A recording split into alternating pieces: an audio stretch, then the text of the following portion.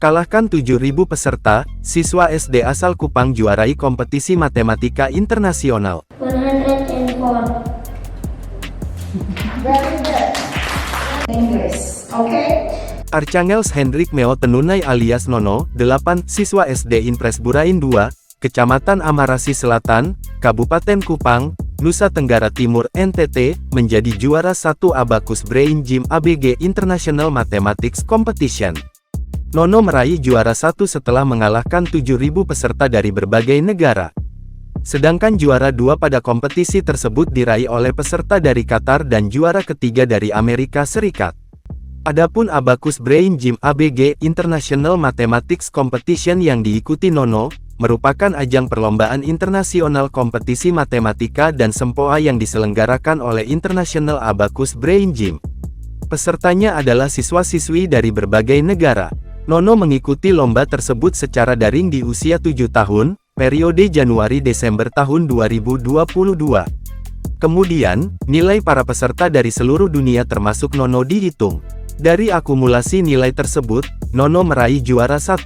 Sebelumnya, pada 2021 saat masih duduk di bangku kelas 1 SD, Nono juga mengikuti lomba yang sama dan meraih juara 3. Nono menerima penghargaan juara 1 kompetisi matematika internasional tersebut di kantor Gubernur NTT, Selasa tanggal 10 Januari tahun 2023.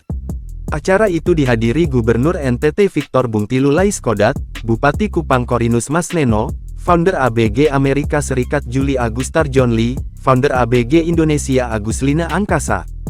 Kemudian, perwakilan Yayasan Pendidikan Astra Michael Deruslim YPAMDR Budi Prihantoro, Person in Charge PIC AIPA MDR Area Kabupaten Kupang Lilik Harjanto.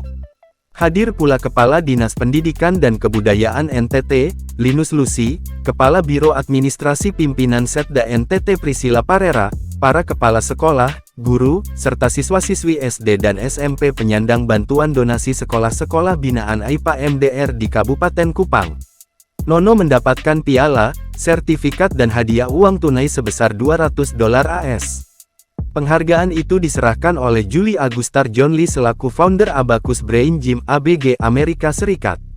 Victor juga meminta kepala daerah di NTT beserta jajarannya untuk kembali mendesain metode pendidikan efektif, berkolaborasi dengan sejumlah pihak.